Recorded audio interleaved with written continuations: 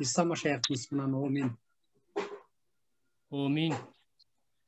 Bir tuğandar başladık, anda koşulganlar akırından koşula versin. Biz sizler menen ötkön sabakta ölgöndөн кийин жашоо бар экендигин, бул жашоо өлүм менен эле бүтпөйт экендигин китептин негизинде караганбыз. Бүгүн болсо тирилүү жөнүндө, биздин сабагыбыздын темасы тирилүү жөнүндө болмокчу. 3-жуманын сабак темасы тирилүү. Анан бир туугандар, эгерде үйдө кичинекей балдарыңыздар болсо, чогуу отурган бөлмөдө, анда бул жакта үнүн өчүрүп коюп турсаңыздар, анткени тоскоолдук жаратат экен. Эгерде бөлмө тынч болсо, анда үндү өчүрбөй эле, микрофонду өчүрбөй эле койсоңуздар болот. Анда эмесе биз сыйындык бир туугандар, баштай берели, кошулгандар акырындан кошула берсин. 3-жума.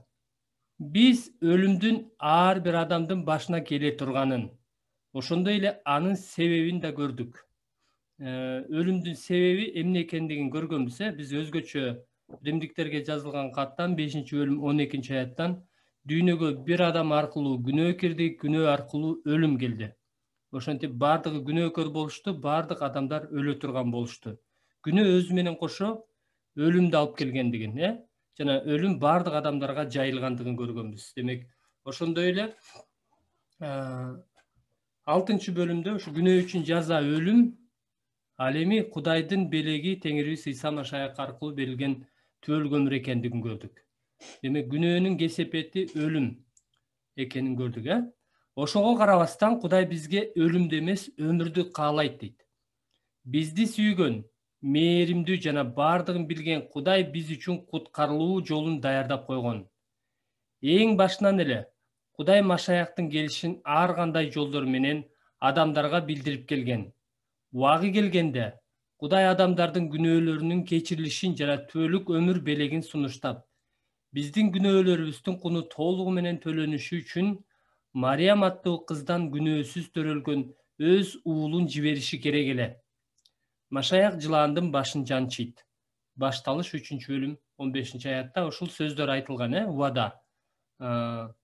Аялдын тукуму сенин башыңды жанчыйт деп Кудай жылаанга, башкача айтканда, шайтанга айткан экен. Биз өлгөндөн кийинки жашоо жөнүндө эмнени билишибиз керек? Биз өлгөндөрдүн тирилүүсү жөнүндө эмне билебиз?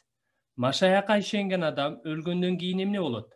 Ишенбеген адам менен эмне болот? Адамдын өлө турган күнүн ким белгилейт? Бул жумада биз ушул суроолорго жооп табабыз. Анда эмесе байкоо жүргүзгүлө. Келе байкоо жүргүзөбүз. Мындай суроолорду карап көрөлү. Адамдын өлө турган күнүн ким аныктайт? Адам өзүнүн өлө турган күнүн жылдыра алабы? Же ал ошол күндү тандай алабы? Кызыктуу суроо, Адамдын өлө турган күнүн ким чечет? Ким аныктайт? Өзү аныктайбы же анын өлө турган күнүн аныктаган бирөө барбы? Адам өзүнүн мындай аракети менен өзүнүн өмүрүн 1 мүнөткө же 1 саатка же бир нече күнгө же жылдарга жылдыра алабы деген суроого биз жоопторду карайбыз. Китептен. Насаатчы китеби 8-бөлүм 8-аятты окуйбуз жана Матай 6-бөлүм 27-аятты окууга дейт. Окуп жатып, топтогу адамдар менен бирге адам жөнүндө айтылган ар бир сөздү анын кимиңер деген атооштору менен бирге белгилегиле дейт. Анан убакытты билдирген сөздү белгилегиле дейт. Мисалы, күн деген сөздү. Анан өлүм деген сөздү мындай кылып Мүрзөнүн эстелигин тартып белгилейбиз. Ушул 3 сөздү белгилейт экенбиз. Мен окуп берейин. Сиздер айтып туруңуздар, кайсы сөздөрдү белгилейбиз. Адамдын астын чийебиз. Адамдын шамалды кармап туруш үчүн шамалдын үстүнөн бийлиги жок. Анын кимдин? Адамдын, Өлүмдү мындай белгилейбиз. Анын өлүм келген күндүн үстүнөн бийлиги жок. Күн деген убакытты билдирет, убакытты мындай кылып боеп коебуз сары түс менен. согуш учурунда дейт. Учур деген бул убакытты билдирет. Бошоону жок. Мыйзамсыздык куткара албайт. Андан кийинки Матай 6:27. Кимиңер адам жөнүндө айтып атат. Кимиңер түйшүк тартуу менен боюңарды бир чыканак өстүрө аласыңар. Мына ушул эки аятты окуп чыгып, ушул сөздөрдү, үч сөздү белгиледик. Эми суроолорду талкуулагыла дейт. Суроолорду талкуулайбыз. Эркин байке, биринчи суроону окуп берсеңиз. Микрофонуңузду иштетип коюңуз. Так, биринчи суроо. Бул аяттардан адам жөнүндө эмне билдиңер? Жок, ага чейинки үстүңкү.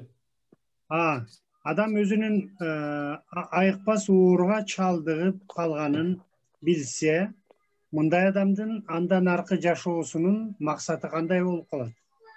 Көбүнчө бир туугандар, көбүнчө адам ушундай айыкпас, өлө турган ооруга чалдыгып калганын билсе, рак мисалы үчүн айыкпас рак оорусу же жана башка ушул сыяктуу.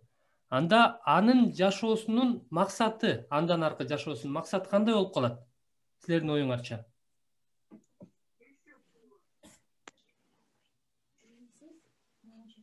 Микрофондорду иштетип жооп бере берсеңиздер болот. Эркин байке жана башкалар. Ал баягы эле күнүмдүк түйшүктөрү менен акча табыш керек, машина алыш керек, бизнес кылыш керек деген жашоосун уланта береби же башкача болуп калабы анын жашоосу?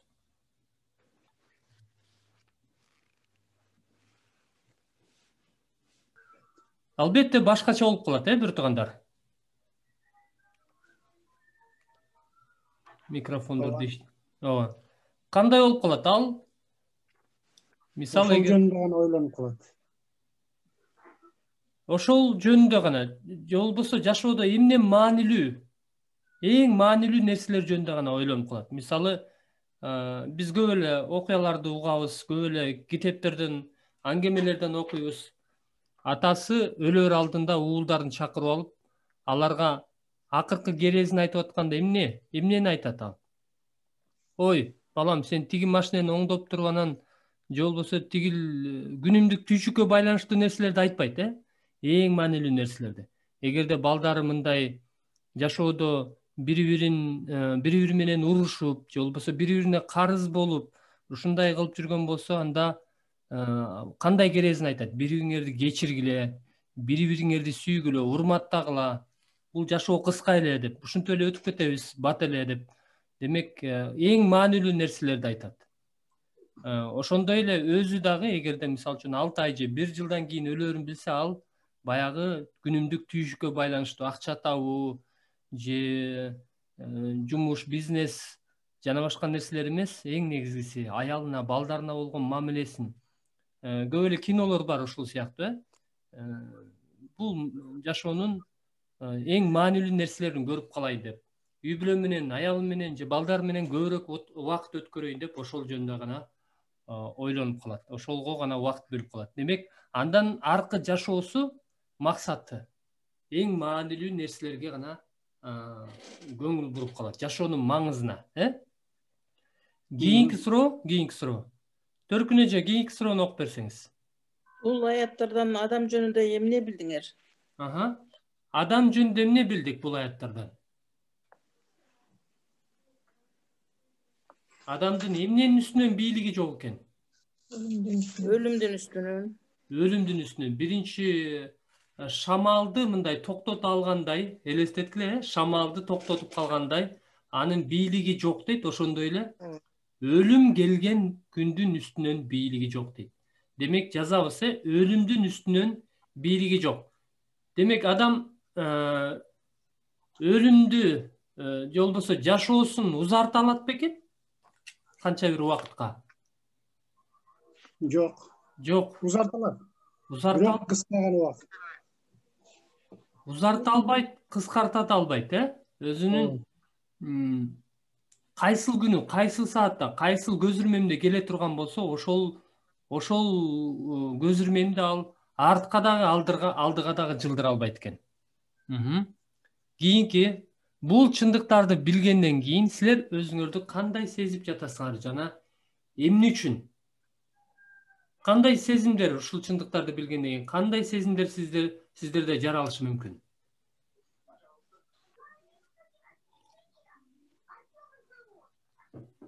Кээде биз бул жашоодо жашап жатканда кээде биз адамдар көпчүлүк учурда мындай такыр өлбөчүдөй болуп мамиле кылабыз да, түбөлүк жашачудай болуп, же бир көп жылдар бою жашачу, 100 жашка чыкчудай болуп ошондой мамиле кылабыз да. Бирок биздин өлө турган күнүбүздү белгилей турган бирөө бар, убакыт бар. Ошондуктан бул аяттар өзгөчө мына өлүмдүн үстүнөн бийлиги жок деп атпайбы? Демек, биз өлүмдүн алдында аябай алсызбыз. Өзүбүздү кандай сезебиз? Алсызбыз. Эч нерсе кыла албайбыз. Бийлиги бар адамдын дагы, байлыгы бар адамдын дагы, күчү бар адамдын дагы өлүмдүн алдында эч кандай алсыздыгы, эч кандай күчү жок. Ал адам дагы өлүмдүн алдында алсыз. Демек, өзүн алсыз сезген адам кандай болот? Өзүн байкуш сезет, Ушундай сезимдер жаралышы мүмкүн бизде. Ушул чындыктарды түшүнсөк. Андан ары байкоо жүргүзгүлө. Эгер адамдын өзү өлө турган күндүн үстүнөн бийлиги жок болсо, анда өмүрдүн жана өлүмдүн үстүнөн ким же эмне бийлик кылат?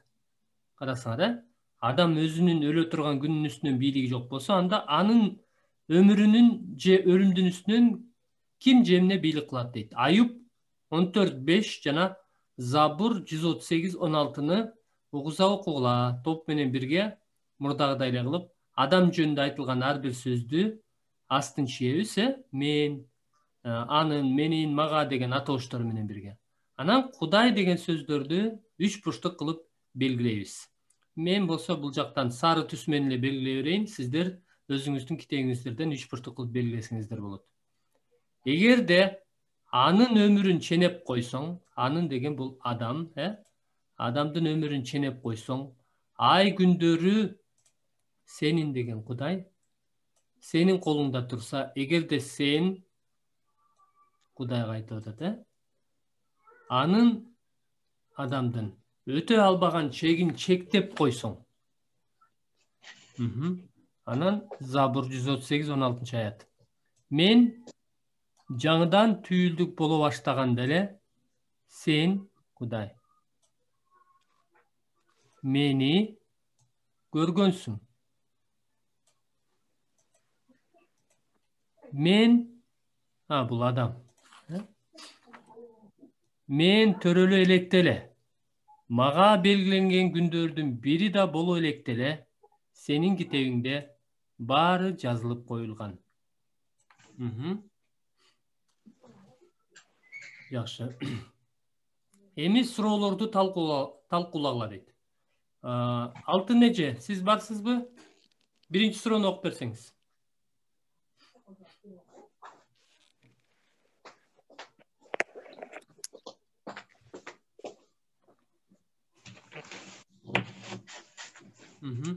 Алтын эже микрофон кошкончо.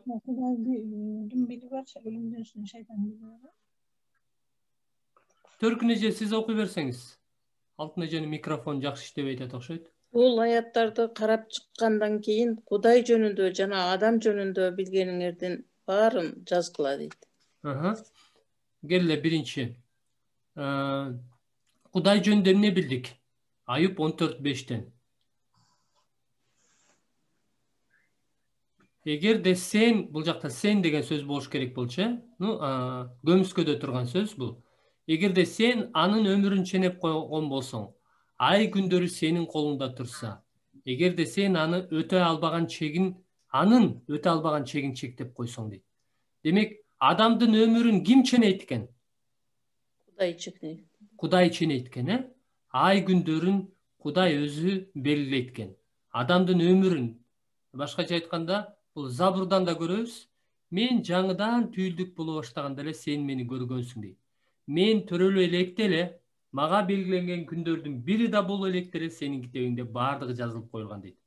Демек, адамдын төрөлө турган күнүн дагы Кудай белгилейт экен. Китебинде бардыгы жазылган, адамдын өмүрү Кудайдын китебинде бардыгы жазылып коюлган экен.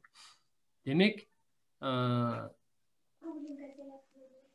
кийинки суроону айтып атат. Ошентип адамдын өмүрүнүн узактыгын ким белгилейт? Ким белгилейт экен? Кудай белгилейт экен да. Кудай белгилейт. Адам канча жыл жашайт, канча күн жашайт, анын өмүрүнүн узактыгын Кудай белгилейт экен. Эми силерде ушуну билгенден кийин силерде азыр кандай суроолор пайда болду? Бул чындыктарды билгенден кийин силерде кандай сезимдер жаралды? Же кандай сезимдер жаралышы мүмкүн адамдарда? Кандай суроолор жаралышы мүмкүн?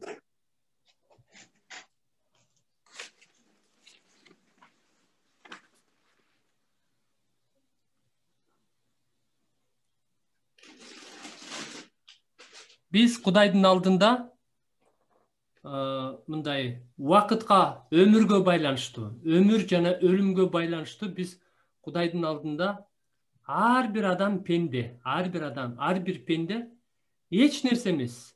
Эч кимиси өзүнүн өмүрүн ары дагы же бери дагы жылдыра албайт. Кудайдын китебинде бардыгы жазылып коюлган. Бирок мындай суроо жаралышы мүмкүн.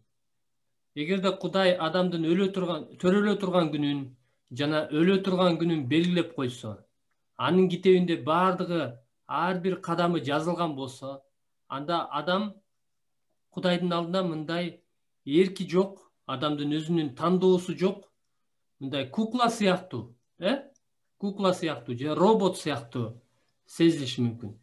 Бирок биз мурунку 1-2 сабактардан көргөнбүз, Кудай адамга эркти берген, тандоону берген.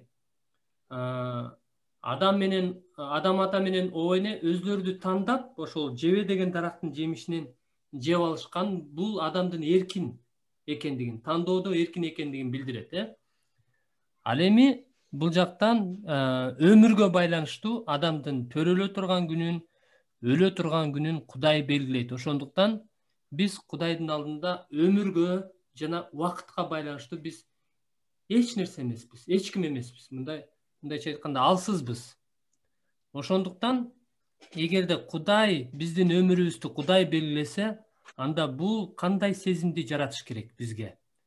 Кудайдан коркуу, Кудайдын алдында моюнсунуу, Кудайга моюнсунууну жаратыш керек. Момундукту жаратыш керек да бизде.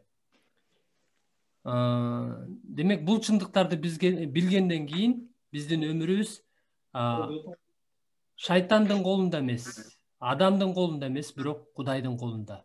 Биздин өлө турган күнүбүз шайтандын же адамдын же тагдырдын колунда эмес, Кудайдын колунда экенин билгенден кийин биз Кудайга моюнсунуу, Кудайдан коркуу жана момундукту жаратыш керек. Эгер адам, кийинки суроо, эгер адам Кудайга ишенбесе, анда бул анын өмүрүнө таасирин тийгизеби? Бул анын өмүрүнүн убактысын ким белгилей турганына таасирин тийгизеби? Жооңарды түшүндүрүп бергиле. Кандай деп ойлойсуздар, бир туугандар? Эгер адам атеист болсо, Кудайга ишенбесе, анын өмүрү анда таасирин тийгизеби? Анын өмүрүнүн узактыгын Кудай белгилейт же белгилебейт дегенди билдиреби? Кандай деп ойлойсуздар? Бардык эле адамдардын өмүрүн туулганын Кудай өзү белгилейт экен да. Ишенсе ишенбесе деле. Демек, ишенсе дагы, ишенбесе дагы, өзгөчө ишенбеген адамдар, Кудай жок деген адамдар, атеисттер. Алардын өмүрүн дагы ким белгилейт экен? Кудай белгилейт. Кудай белгилейт. Алардын өмүрүн төрөлө турган күнүн, өлө турган күнүн, өмүрүнүн узактыгын же кыскалыгын Кудай белгилейт экен. Айырмасы жок. Ишенеби, ишенбейби, каалабайбы, баары бир Кудай белгилейт экен. Жакшы. Андан ары байкоо жүргүзгүлө. Мыйзамдык кайталоо 32-39, 1 Шамуил 2-6 жана Аян 1-17-18 окугула. 3 буштук кылып Кудай жөнүндө айтылгандарды, ага тиешелүү атоошторду белгилегиле, өлүм жөнүндө айтылган сөздөрдү белгилегиле, Анан машаяк жөнүндө айтылган ар бир сөздү айкаш-чыгаш түрүндө белгилегиле дейт. Мен окуп берейин. Анан сиздер менен чогуу бирге белгилеңиздер. Кудай жөнүндө. Өзүңөр көрүп турасыңар, бул мен Кудаймын дейт. Кудай айтып атат, мен Кудаймын. Менден башка Кудай жок. Өлтүргөн да өлүм,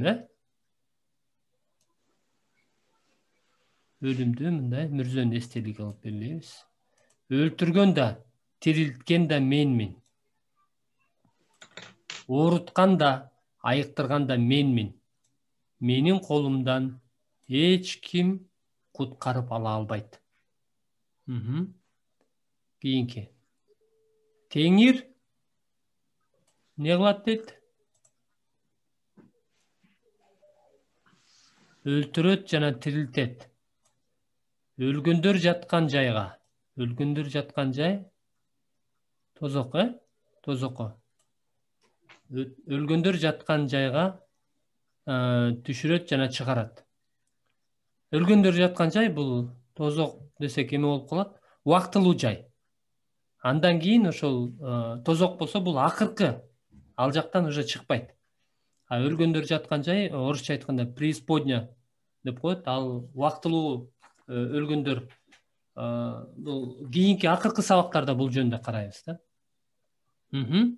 Анан Аян 1:17-18. Бул жакта Иса Машаяк жөнүндө айтылып атат.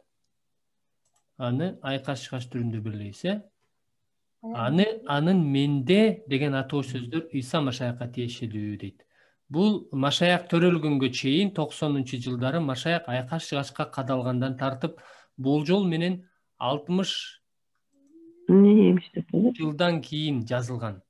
Автору Жакан. Теңир Иса Машаяк тандап алган 12 элчинин бири дейт. Демек Жакандын аяны. Мен аны деген Иса Машаяк. Аны көргөндө анын бут алдына өлүк сыяктуу жыгылдым. Ошондо ал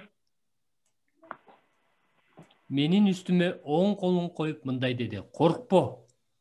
Мен биринчимин жана акыркымын. Мен тирүүмүн. Өлгөн элем.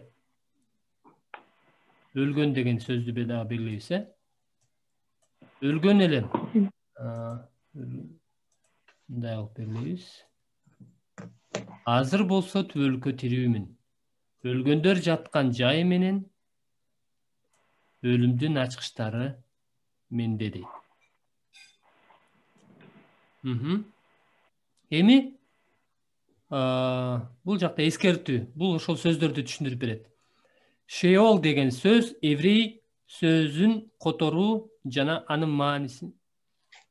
Шеол деген сөз еврей сөзүнөн которгондо. Бул кандай болуп калат? Шеол деген еврей сөзүн которуу жана анын маанисин чагылдыруу кыйын дейт. Ошентсе да бул сөздүн ыйык жазуудагы колдонулушун жана анын контекстин карап жатып, биз анын өлүм менен байланышта колдонулганын көрөбүз. Септуагинтада эски келишимдин грек тилиндеги котормосунда Шеол деген сөз Гадес деп которулган жана ал көрүнбөгөн деген маанини билдирет. Кыргыз тилинде бул сөз өлгөндөр жаткан жай деп которулган. Демек, өлгөндөр жаткан жай жанагы биз окуган сөздү билдирет экен, Эми суроолорду талкуулагыла дейт. Эркин байке, биринчи суроону окуп берсеңиз. Мыйзамды кайталоо жана биринчи Шемуэл китептеринен Кудай жөнүндө эмне билдиңер? Эч нерсени көз жаздымга калтырбаш үчүн жакшылап көңүл бургула. Келгиле, эч нерсени өткөрүбөш үчүн, биз биринчи Шемуэл жана мыйзамды кайталоодон Кудай жөнүндө эмне билдик? Карасаңар, сары кылып белгилебедикпи? Кудай жөнүндө эмне билдиңер, бек туугандар? Мен Кудаймын жана менден башка Кудай жок деп атпайбы? Кудайдан башка Кудай жок, бир эле Кудай. Ал эмне кылат экен андан ары?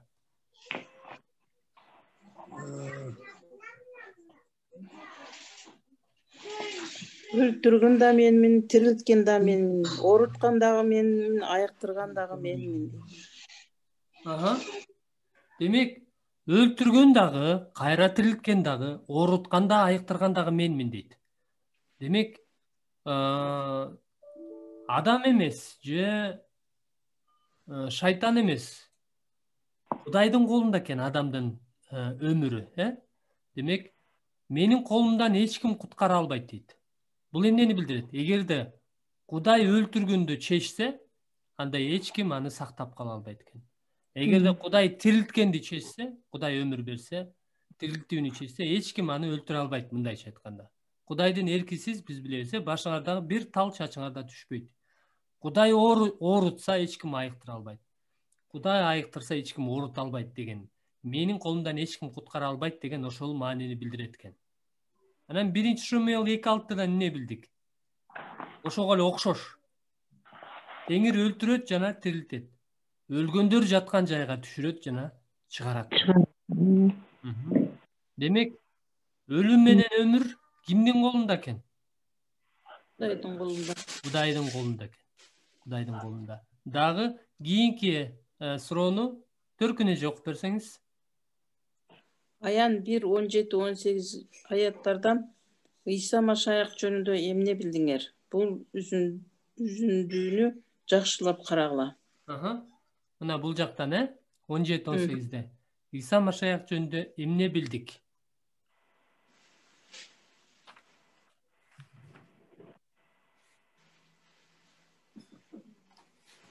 Ыйса Машаяк жөнүндө эмне билдиңер, бир туугандар?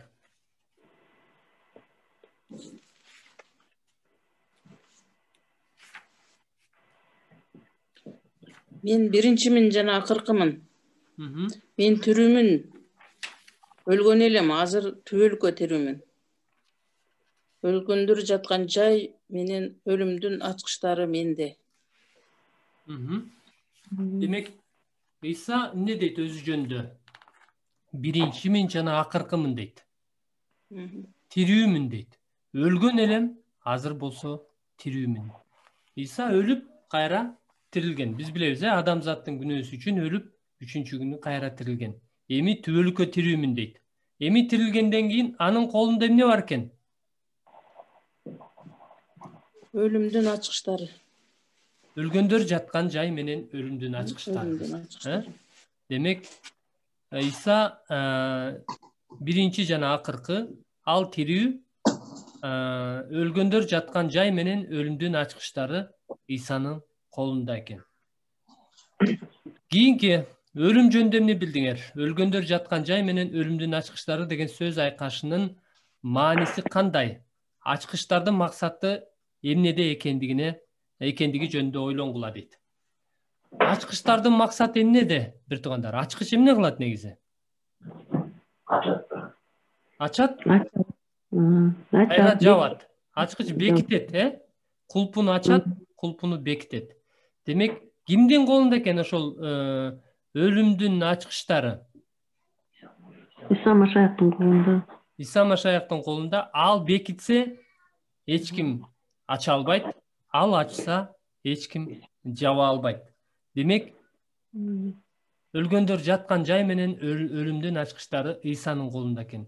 Бул дагы бир мааниси сот жүргүзүү бийлигин билдирет. Ыйсага ишенбегендер түбөлүк өлүм, Ыйса ошол ачып, ошол жака мындай соттун белгиси, сот жүргүзүү бийлиги, мындайча айтканда. Ыйсага ишенгендер аны менен түбөлүк бейиште болушат, ал эми ишенбегендер түбөлүк тозокто, оттуу көлдө кыйналышат. Демек, бул сот жүргүзүү бийлигин дагы билдирет экен. Андан ары, эгерде жакынын жоготкон адамдын абалы силерге белгилүү болсо, Кудай өлүмдүн жана өмүрдүн үстүнөн толук бийлик жүргүзө аларын билгенден кийин, силер өзүңөрдү кандай сезип жатасыңар жана эмне үчүн? Жакынын жоготкондон кийин, жакынын жоготкон адамдын абалы кандай экендигин баардыгыбызга эле белгилүү болуш керек, Ал адам өтө кайгыга баткан, үмүтсүз же ушунчалык мындай, кандай десем, мындай сөз менен айтып жеткире албайсың анын абалын. Бирок Кудай өлүмдүн жана өмүрдүн үстүнөн толук бийлик жүргүзө аларын билгенден кийин адам өзүн кандай сезиши мүмкүн?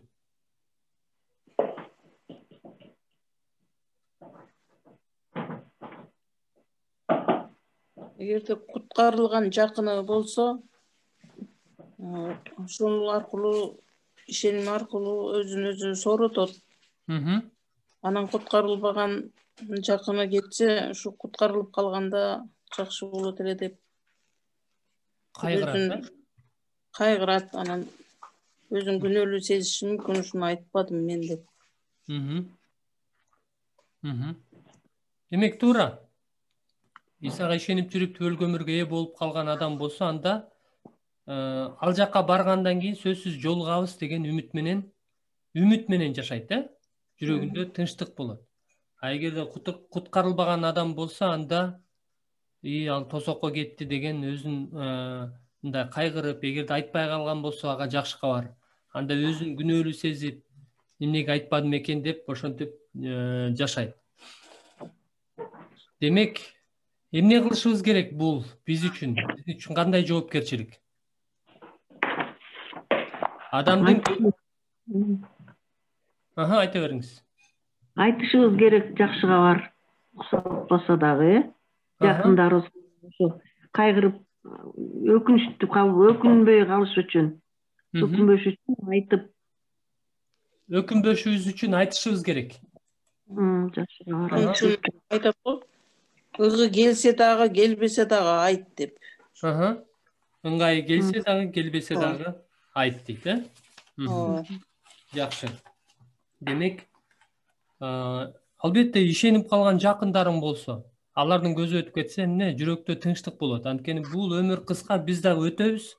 Бирок Кудайдын жанында бейиште биз түбөлүк Кудай менен болобуз. Ал жакка барганда эң жакшы көргөн жакын адамды көрөм деген үмүт менен жашайбыз, Демек, ошондуктан биз айтышыбыз керек экен. Андан ары байкоо жүргүзгүлө. Аюптун китеби ыйык жазуудагы эң байыркы китеп болушу мүмкүн. 14-аяттын 1-жарымындагы Аюптун шектүү ойлору көптөгөн адамдарда суроону жаратса керек. Аюп 14-14, 19-25-27-ни угуза окугула. Окуп жатып, Аюп 14-бөлүм 14-аяттын 1-бөлүгүнүн астын толкун сызык менен сызгыла. Айып жөнүндө айтылган сөздөрдү менин, мага, өзүм деген атооштор менен бирге астын чийгиле. Айкаш-чыгаш түрүндө куткаруучум деген сөздү атооштор менен бирге белгилегиле дейт. Демек, 1-жарымын толкун сызык менен сызгыла дейт, Адам мындай толкун сызык. Өлгөн соң кайра жашайбы? Бул мындайча айтканда өлгөндөн кийин жашоо барбы дегенде,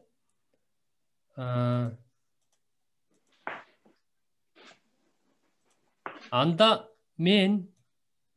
мага берилген мөөнөт бүткүчө менин ордума келе турганды күтөөр элем.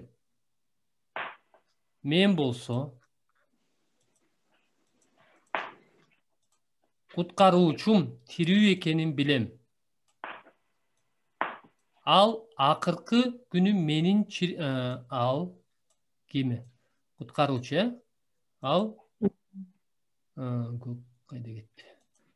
Ал акыркы күнү менин чирип бара жаткан теримди топурактан кайра тургузат. Мен өз денемде Кудайды көрөм. Мен аны өзүм көрөм. Башка бирөөнүн көзү эмес, аны өзүмдүн көзүм көрөт. Көкүрөгүмдө жүрөгүм эрип бара жатат дейт. Эми суроолорду талкуулагыла дейт. 6 биринчи суроону окуп берсеңиз. Аюп эмнеден олку-солку болду жана ал акыры кандай тыянакка келди? Эмнеден олку-солку болду Аюп? Карасаңыздар, биринчи суроо берип атпайбы, 14-14-тө. Адам өлгөн соң ал кайра жашайбы дейт. Бул эмнени билдирет? Олку-солкулукту билдирет. Эмнеден олку-солкулукту билдирет? өлгөн соң кайра жашайбы, тирилүү болотпу деп ошондон олку солку болду. Өлгөн соң ал кайра жашайбы? Башкача айтканда, өлгөндөн кийин жашоо барбы деген суроо, Адам кайра тирилеби? Мындайча айтканда, тирилүү жөнүндө, өлгөндөн кийинки жашоо жөнүндө ал олку солку болду, Бирок аягында бул карасаңар 14-бөлүм экен. 19 бөлүмдө бир нече убакыт өткөндөн кийин ал кайра кандай тыянакка келди? Карасаңар, мен болсо куткаруучум тирүү экенин билем. Ал акыркы күнү менин чирип бара жаткан теримди топурактан кайра тургузат дейт. Башкача айтканда, тирилтет дейт, Демек, биринчи шектенди өлгөндөн кийин жашоо барбы деп. Шектүү ойлор, мындай ойлор бизге деле келет, Өлгөндөн кийин чын эле жашоо барбы? Кээ бирлер айтат, жашоо деген, бул жашоо ушул жашоо менен гана бүтөт, өлгөндөн кийин жашоо жок. Ошондуктан жыргап жашап алыш керек бул жашоону деп. Ушинтип айтканда, анан биз дагы ойлонуп кетишибиз мүмкүн, чын эле ошондой болсо, алардын айтканы туура болсо деп. Андан көрө мен деле ошолорго окшоп жыргап жашап албаймынбы деп. Бирок айыпта дагы ушундай суроо болду, бирок ал кандай тыянакка келди? Өлгөндөн кийин жашоо бар. Менин чирип бара жаткан денем кайра турат. Мен өз денемде Кудайды көрөм дейт. Мен аны өз көзүм менен көрөм дейт. Башка бирөөнүн көзү менен деген сөз, башка бирөөнүн айтканы боюнча, кулагы менен укканым боюнча эмес, бирок өз көзүм менен көрөм дейт. Жанагы миң уккандан бир көргөн деген сөз бар го бизде, Ошол сыяктуу өз көзүм менен көрөм дейт. Жакшы. Кийинки суроо Төркүн эже окуп берсеңиз. Силер тексттен айып жөнүндө эмне билдиңер? Айып жөнүндө эмне билдиңер? Биз айттык, айып шектенди, бирок кайра эмне болду? Ишеними бекемделди анын. Кудайга болгон ишеними бекемделди. Кийинки суроо, силер бул аяттардан куткаруучу жөнүндө эмне билдиңер? Куткаруучу жөнүндө эмне билдик? Карасаңыздар, 25-аятта. Аны өз денемде Кудайды көрөм дейт. Ага чейин. 25-аятта. Тирүү экенин билем дейт. Куткаруучу тирүү экенин билем. Ал биз акыркы күнү мен чирип бараткан теримди кайра тургузат. Карасаңыздар, бир туугандар, абдан таң калыштуу. Бул Айыптын китеби байыркы китептер. Тиги балким Мусага чейинки убакыттагы Айып жашаган деген божомолдор бар. Бул жакта ошол Айып куткаруучу Иса Машаяк жөнүндө айтып атат. Ошол убакта эле куткаруучум тирүү экенин билем. Ал акыркы күнү менин чирип бара жаткан денемди топурактан тургузат дейт. Карасаңар, абдан таң кылыштуу. Иса жанагы Лазарды тирилтпеди беле? Лазар чык деп. Ошондо баягы өлүп калган Лазар Исанын үнүн угуп тирилип басып келди. Ошондой эле андан канчалаган кылымдар мурун жашап өткөн Айыпту дагы тирилтет экен. Акыркы күнү тирилтет экен. Бул абдан таң калыштуу нерсе. Демек, куткаруучу ал тирүү, ошол убакта тирүү болгон, 2000 жыл мурда жер үстүндө жашап жүргөндө тирүү болгон, өлгөндөрдөн тирилип, асманга жогору көтөрүлүп кеткен, азыр да тирүү жана акыркы күнү ал өлгөндөрдү тирилтет экен. Кийинки суроо, Айып кайсы сөздөр Айыптын тирилүү болоруна ишенгендигин ырастаптырат? Кайсы сөздөр, бир туугандар? Мен аны көрөм деген, Кудайды көрөм деп. Мен аны көрөм деген дагы? Ал акыркы күнү менин чирип бара жаткан теримди топурактан кайра тургузат. Топурактан кайра тургузат деген сөз. Топурактан кайра тургузат деген сөз тирилтет деген маанини билдирет экен. Жакшы. Андан ары байкоо жүргүзгүлө. Эми тирилүү жөнүндө эски келишимден дагы 2 үзүндүнү карайбыз.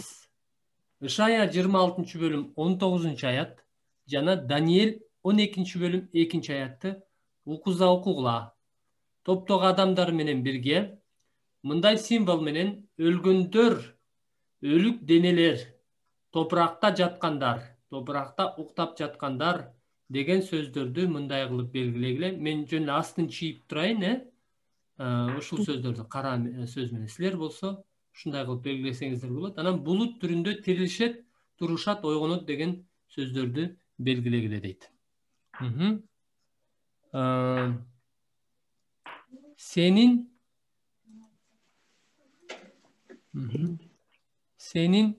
өлгөндөрүң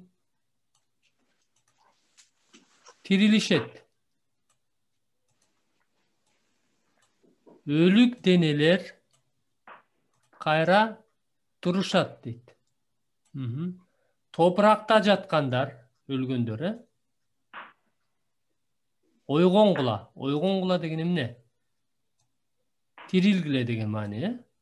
Анткени senin шүүдүрүмүң өсүмдүк шүүдүрүмү жер өлгөндөрдү бүркөт. Демек, өлгөндөр тирилеткен. Топракта уктап жаткандардын көбү ойгонот.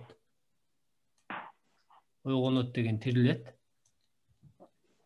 Бири түбөлүк жашаш үчүн, бири уятка калып түбөлүк кордолуш үчүн ойгонот.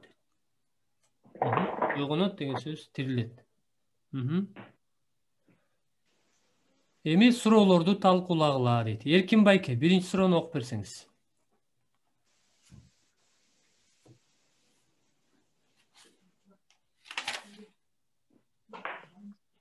Эркин Байке барсызбы? Тексттен белгилеп жатып өлүм жөнүндө эмне билдиңер? Өлүм жөнүндө эмне билдик тексттен белгилеп жатып? Senin өлгөндөрүң тирилишет. Өлүк денелер кайра турушат. Демек ушул эки ойгонгула, кубангыла дейт. Демек ушул эки тексттен тең өлгөндөр кайра тирилишет экенин билдик, Демек өлгөндөн кийин жашоо бар экенин, тирилүү бар экендигин билдик. Төркүн эже, кийинки суроону окуп берсеңиз. Бул аяттар өлгөндөрдүн тирилгенин сүрөттөп жатканын көрсөтүш үчүн кайсы сөздөр колдонулган? Өлгөндөрдүн тирилгенин Тирилишет. Тирилишет. Кайра турушат. Ойгонушат, ойгонот деген ушул сөздөр, турушат, ойгонот деген сөздөр өлгөндөрдүн тирилерин билдирет экен. Эми акыркы суроо, уктап жаткандар ойгонгондон кийин кайда барышат? Карасаңыздар. Уктап жаткандар ойгонгондон кийин кайда барышат? Өзгөчө Даниэль 12-бөлүм 2-аятта жазылыптыр. Бири түбөлүк жашаш үчүн, бири уятка калыш үчүн. Демек, бири түбөлүк жашаш үчүн тирилеткен, ал эми бири уятка калып түбөлүк кордолуш үчүн ойгонот дейт. Демек, Адам атанын убагынан баштап азыркыга чейин өлгөндөрдүн баардыгы акыркы күнү тирилеткен. Анан биз дагы карайбыз, сот тактысынын алдында сот болот экен. Ойгонот деген сөз тирилерин билдирет. Топракта уктап жаткандар. Азыр өлгөндөр алар уктап жаткан адам сыяктуу сүрөттөлүптүр. Топракта уктап жаткандардын деген сөз бул өлгөндөрдүн баары. Ойгонот деген тирилет. Демек, бири түбөлүк жашаш үчүн тирилеткен, ал эми бири түбөлүк уятка калып кордолуш үчүн. Бул тозокто, бейиш жана тозок өлгөндөн кийинки жашоо биздин сабагыбыз, Демек, сот күнү ушундай болот экен. Бир туугандар, ушуга чейин жыйынтыктайлы. Сабагыбыз узагыраак, 1,5-2 саатка чейин кетет, эгерде бир эле убакытта окусак. Ошондуктан бүгүн ушул жарымына чейин жетип калдык. Эмкиде жарымын андан ары улантабыз. Өлгөндөрдүн тирилиши жөнүндө кийинки үзүндүлөр дагы узак үзүндүлөр. Ошондуктан эми кийинки сабакта биз көбүнчө жаңы келишимден карайт экенбиз. Буга чейин биз көбүнчө эски келишимден карадык. Эмкиде жаңы келишимден өлгөндөрдүн тирилиши жөнүндө эмне деп айтылары жөнүндө карайбыз.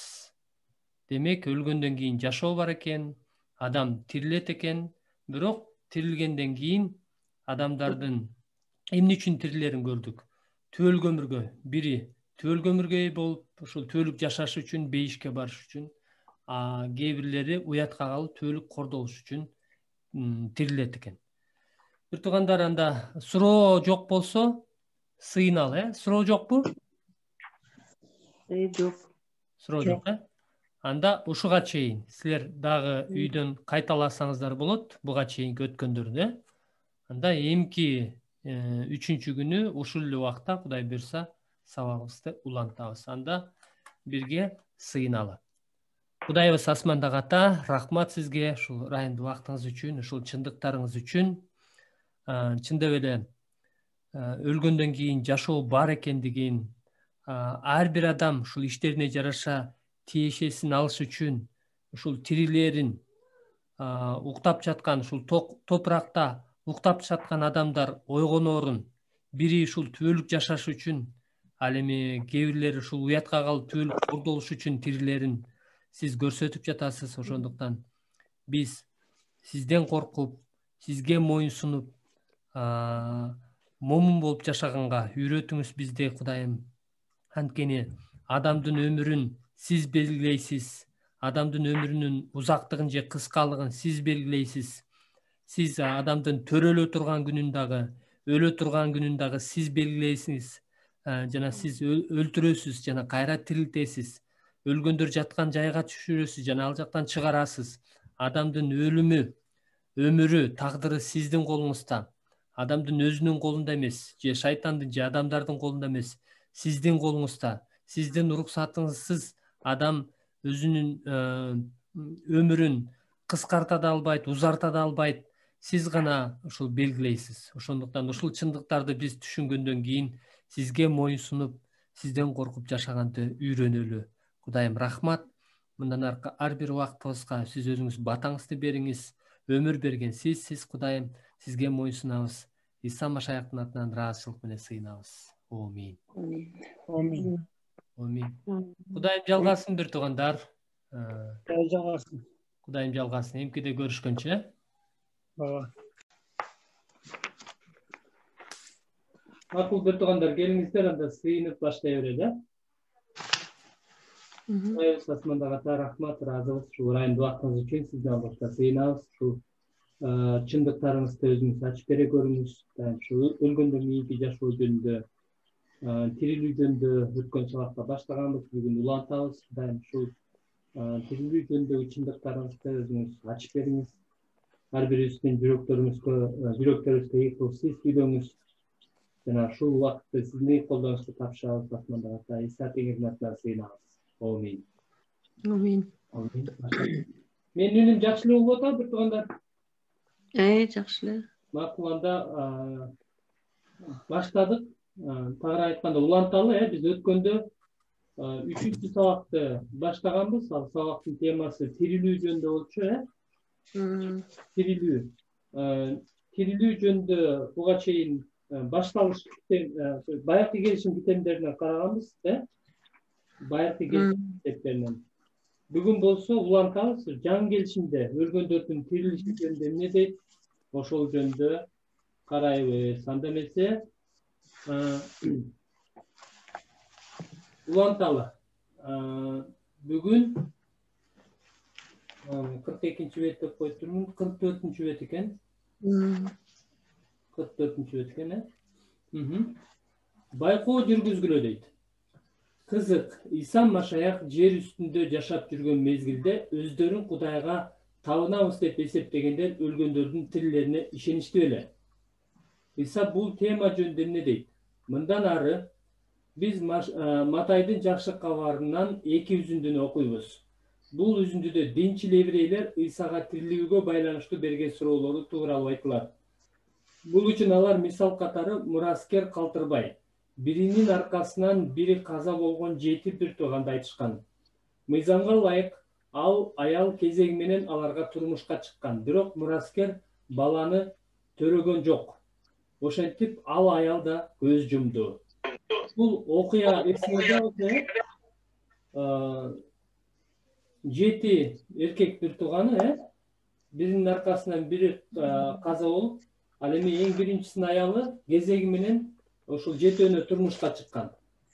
Бирок бирөөнөн дагы ошол аял бала көргөн эмес, Ошентип баягы аял дагы өлөт. Анан андан ары ошол өлгөндөр тирилбейт деген эмелер, диний кызматчылар ошол Исага суроо берип атышат, Bundan ары азыр ушул үзүндүнү Матай 22-23-төн 24-кө чейин, 28-32-ни окуп чыгып, өлүм деген сөздү мурдагыдай эле кылып белгилейбиз. Анан тирилүү деген сөздү мындай жогору каралып турган стрелка, тирилбейт дегенди чийип коебуз, анан Кудай деген сөздү 3 бурчтук кылып белгилейбиз. Ушул 4 сөздү белгилейт экенбиз бир туугандар. Өлгөндөр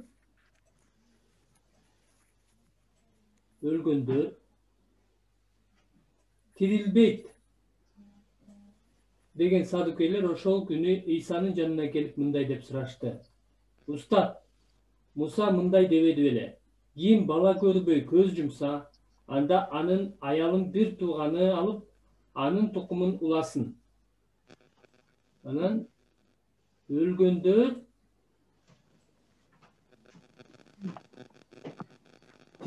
бул стрелка, өлгөндөр тирилгенден кийин ал аял бул 7 бир туугандын кимисинин аялы болот.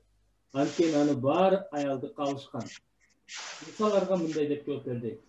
Силер ыйык жазууну жана Кудайдын күчүн, Кудай деген сөздү белгилейсиз, Кудайдын күчүн билбегендиктен жаңылып жатасыңар. Анткени өлгөндөр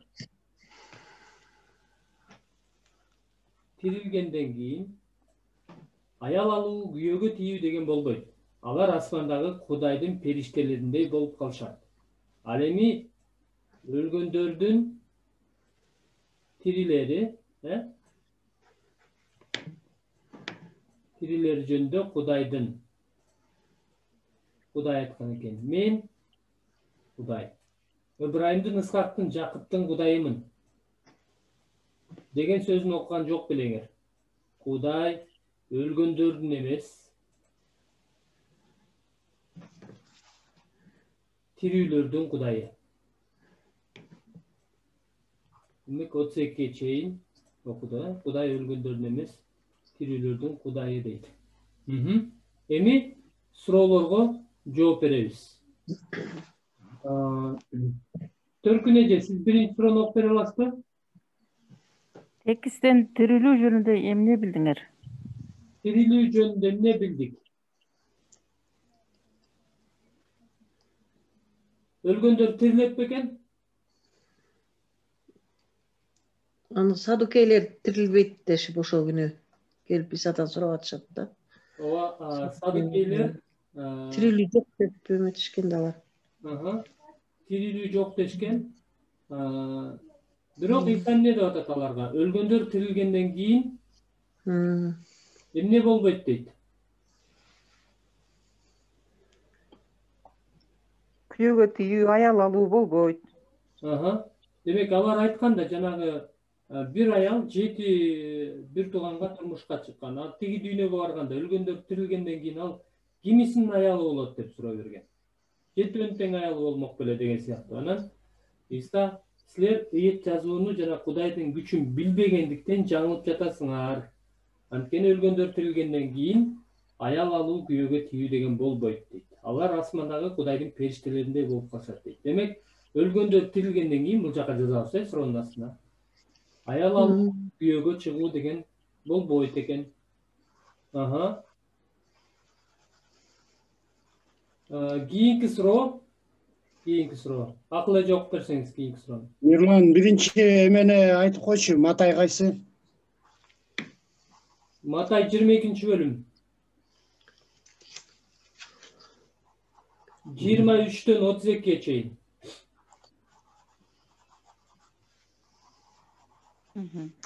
Бул аяттардан Кудай жөнүндө эмне билдиңер дейт. Кудай жөнүндө эмне билдик бул аяттардан? Бул аяттан Кудай жөнүндө Кудайдын күчү, Кудай күчтүү. Могу 29-да. Ыйык жазуун жана Кудайдын күчүн Билбегендиктен жаңылып жатасыңар дейт. Демек, Кудайдын күчүн билбеген адам не болот экен? Жаңылат экен, Дагы?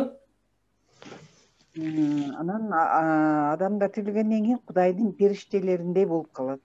Бул адамдар жана Кудайдын периштелери. Өлгөндөрдүн эмес, тирүүлөрдүн Кудайы, Кудай. Кудай да тирүүлөрдүн Кудайы. Демек, өлгөндөрдүн эмес, тирүүлөрдүн Кудайы. 32-де айтып атпайбы? Мен Ыбрайымдын, Исхактын, Жакыптын Кудайымын деп. Исхак, Жакып өлгөн да алар, Туурабы? Ооба. Бирок бул эмнени билдирет? Алар тирилерин билдирип атат. Алардын тирилерин, Ыбрайым, Исхак, Жакыптын тирилерин. Демек, алар өлгө эмес, мындайча айтканда, алар тирилет деген маанини билдирет да. Демек, Кудай өлгөндөрдүн эмес, тирүүлөрдүн Кудайы. Кийинки суроо, Иса тирилүү бар экенин кантип ырастап жатат, далилдеп жатат? Тирилүү бар экенин кантип? 29-да. 29-да. Исалар мындай жооп берди. Силер ыйык жазууну жана Кудайдын күчүн билбегендиктен жаңылып жатасыңар. Эмне менен далилдеп жатат? Кудайдын сөзү менен. Кудайдын сөзү. Кудайдын периштелеринде болуп калышат деп. Ушуну эметип атабы? Ушуну тирилүү жөнүндө. Биринчиден Кудайдын сөзү менен, анан Кудайдын күчү менен далилдеп атат, Андан кийин ооба Кудайдын периштелериндей болуп калышат деп айтып атат. Анан 31-32-де өлгөндөрдүн тирилери жөнүндө Кудайды өзү, Кудайды күбөгө тартып атат, Кудай айткан, Кудайдын сөзү да. Кудай эмне деп айткан? Мен Ыбрайымдын, Исхактын, Жакыптын Кудайымын деген сөзүн окуган жок белеңер. Деген Кудайдын сөзү менен, көрдүңөрбү?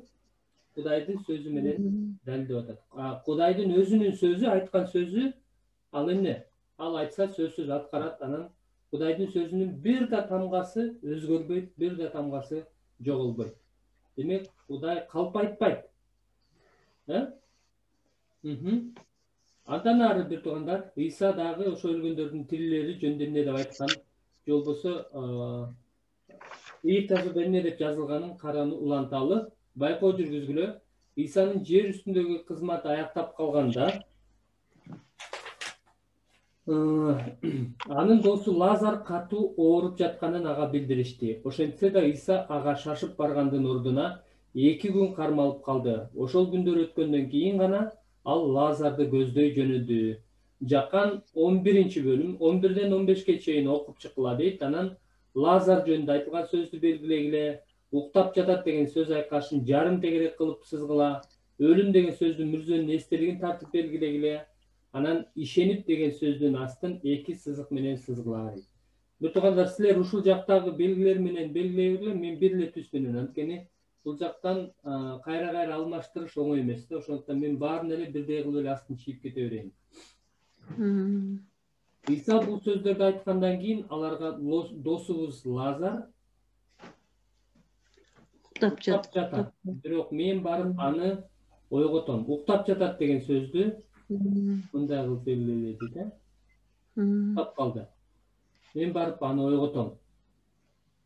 Шакирттер ага, теңир, уктап жатса анда айгат дешти. Иса Лазардын эмне? Лазардын өлүп калганы жөнүндө айткан эле. Шакирттери болсо аны жөн эле уктап жатканы жөнүндө айтып жатат деп ойлошту. Ошондо Иса ачык эле мындай деди. Лазар эмне болду дейт? Өлүп калды. Лазар өлүп калды. Силер үчүн кубанып жатам. Силердин ишенип деген сөздү 2 сызык менен, Силердин ишенип калышыңар үчүн менин ал жакта болбогонум жакшы болду. Жүргүлө, ага баралы дейт. Ушуга чейин. Эркин байке, биринчи суроону окуп берсеңиз. Суроолорду талкуулагыла деген. Мирлан, менде китеп жок, бу жерде чыкпай эле го доскада. Биякта турбайбы? Доскада чыкпай элеби? Чыгып атабы силерде? Чыгып атат бизде. Менде жок. Сизде эмнеге жок? Балким настройкаңыз. Мейли, мен окуп берейин. Эми ушул аяттардан, ушул үзүндүдөн силер Лазар жөнүндө эмне билдиңер? Лазар жөнүндө эмне билдик бул аяттардан? Лазар уктап калды деп атат. 11-де. Лазар дос, алардын досу болгон. Досубуз Лазар деп атпайбы? Уктап калды. Мен барып аны, Лазарды ойготом, деди Иса айтып атат. Демек, Лазар чындап эле уктап калды беле, же эмне жөнүндө айткан Иса? Өлгөндө, өлүп калганда. Лазар өлүп калган. Өлүп калды. Өлүп калган. Бирок анын өлүп калганын Иса уктап жатат деп мындай каймана мааниде айткан. Бирок ал чынында эле өлүп калган. Бирок шакирттер аны түзмө-түз түшүнүп алышкан, Чын эле уктап жатса, анда ал ойгонот, башкача айтканда айыгат деп ойлошкон. Анткени Лазар өлүм алдында жатканда, өлүм алдында ооруп аткан, ошондой ооруну. Ошентип анан Иса Лазардын өлүп калганын ачык эле айтты. 14-аятта Лазар айтып атат, Лазар өлүп калды деп. Демек, Лазар менен эмне болду дейт? Өлүп калды. Андан ары тексттен уктап жатат жөнүндө белгилөө менен эмне билдиңер? Бул аркылуу Иса эмнени айткысы келген? Мен уже айтып койдум, Эмнени айткысы келген Иса? Тирилерин Иса. Уктап жатат деген сөздө эмне, каймана мааниде эмне деп айткан? Эмнени билдирет уктап жатат деген сөз? Өлүп калганын айтты. Өлүп калганын айткан. Ошонун каймана маанисын айтып атат да, уктап калды деп. Демек, Исанын өлүп калганын айткан, Чындап эле уктап жатат деп айтуу менен Лазардын, Исан деп эле, Лазардын өлүп калганын айтты да. Айткысы келген. Алтын эже, кийинки суроону. Тексттен уктап жатат жөнүндө белгилөө менен эмне билдиңер? Кийинки. Иса эмне себептен кечикти? Эмне себептен кечикти Иса? Ал Лазардын тирилерине ишенди.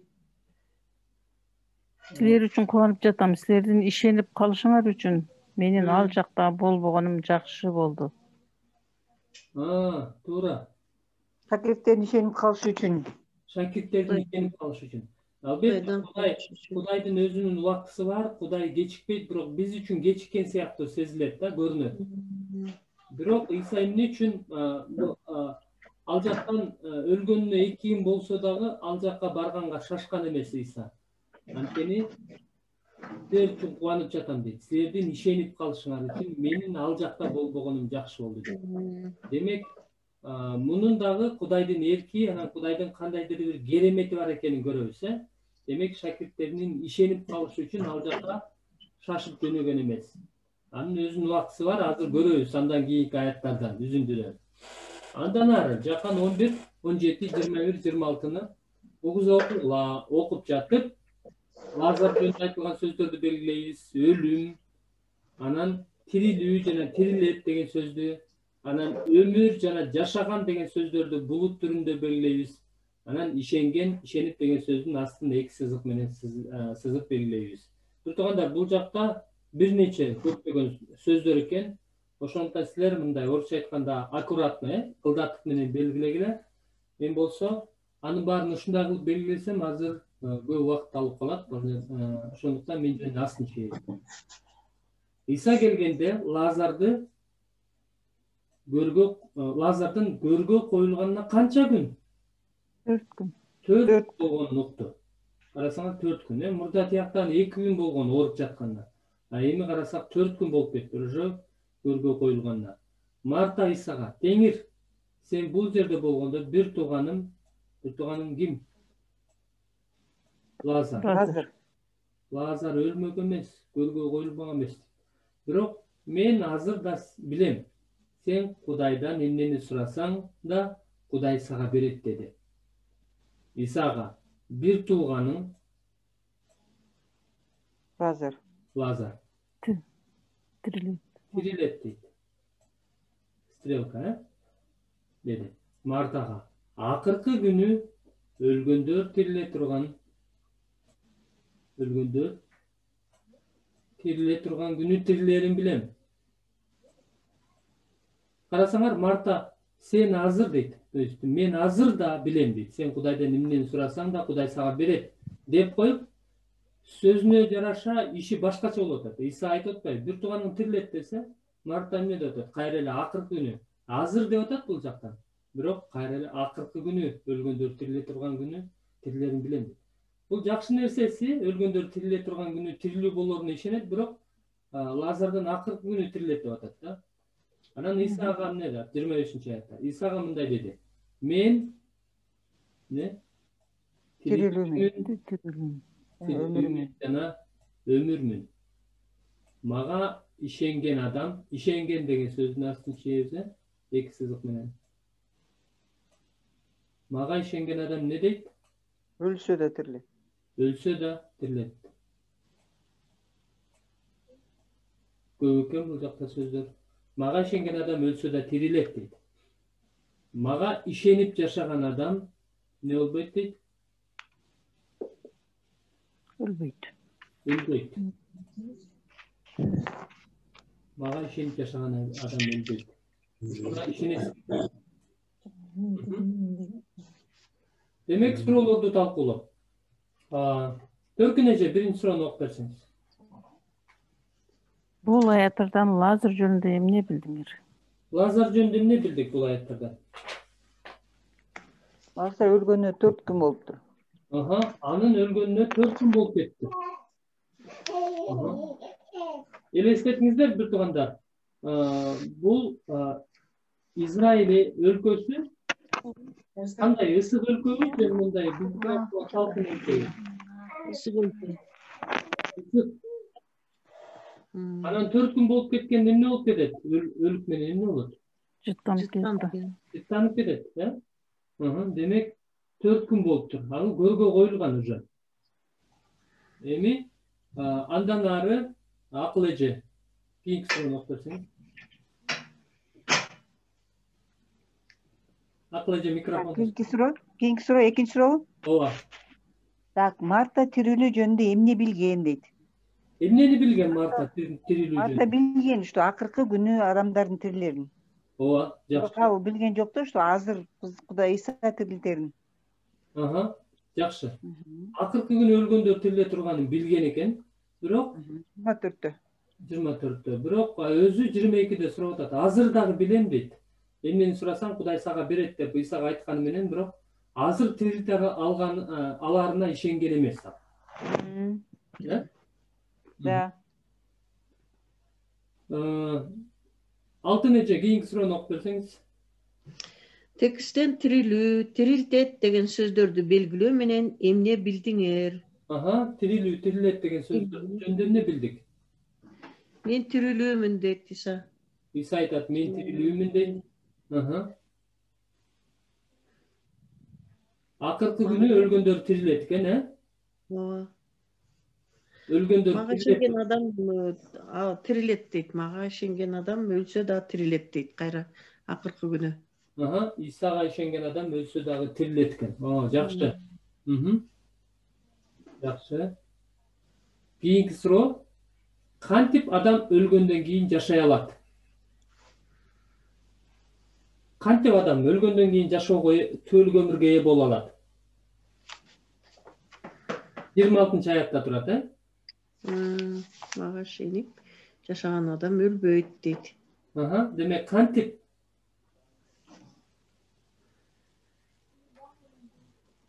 Ишенип, мага ишенип, Исага ишенген адам. Туурабы?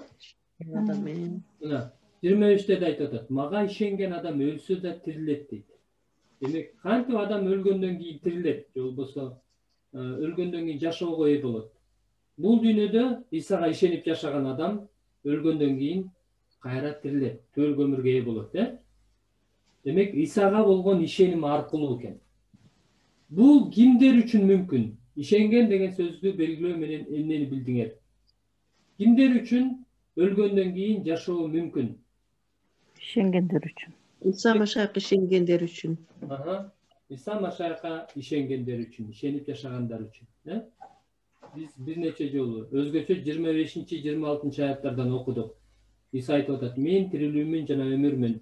Мага ишенген адам өлсө да тирилет" дейт. Мага ишенип жашаган адам өлбөйт. Ушуга ишенесиңби дейт.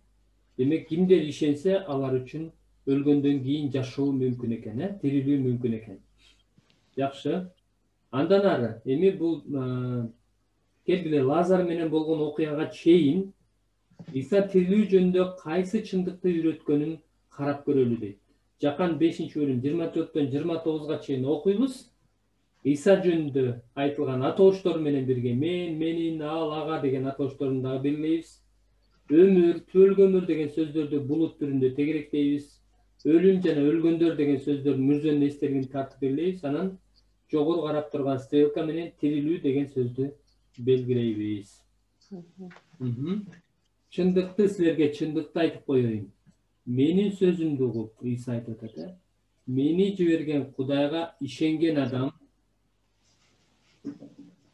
өлүк өмүргө ээ. Өлүк өмүргө ээ. Ал соттолбойт, анткени өлүмдөн өмүргө өттү. Чындыкты силерге чындыкты айтып коеюн. Өлгөндөр Кудайдын уулу деген İsa, Кудайдын үнүн угуп,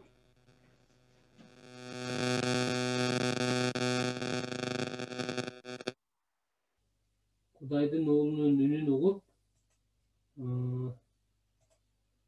кайсы сөз?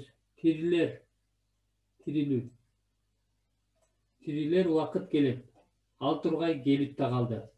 Анткени атанын өзүндө өмүр деген сөз, өмүр бар болгон сыяктуу эле уулунда да İsa атасы берген өмүр бар. Атасы ага, İsa'га сот жүргүзүү бийлигин да берди, анткени ал адам уулу.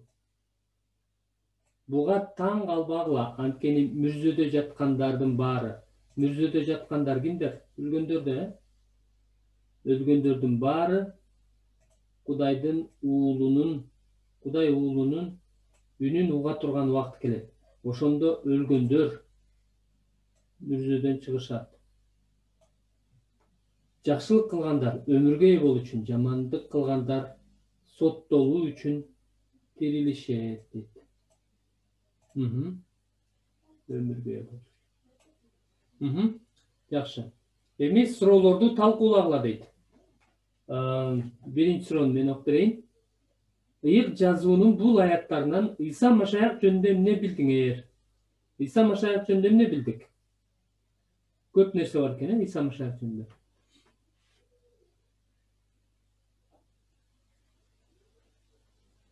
24 аятта. Менин сөзүмдү угуп, мени жиберген Кудайга ишенген адам түөлгө өмүргө ээ. Ал соттолбойт, анткени өлүмдөн өмүргө өттү дейт. Демек, İsa'нын сөзүн угуп, İsa'ны жиберген Кудайга ишенген адам ал эмнеге түөлгө өмүргө ээ болот экен, соттолбойт экен, өлүмдөн өмүргө өтөт экен. Өлгөндөр Кудайдын уулунун үнүн угуп тириле турган убакыт келет экен. İsa'нын үнүн угуп тириле турган убакыт келет экен, Анан 26-дан баштап карасаңар, анткени атанын өзүндө өмүр бар болгон сыяктуу эле уулунда да атасы берген өмүр бар дейт. Демек, Кудайда өмүр бар болгондой эле, İsa Машайхта да ошондой эле, так ошондой эле өмүр бар экен. Атасы ага, Кудай ага эмнени бериптир, эмне бийлигин бериптир? Микрофондоруңарды иштетип койгула, бир туугандар.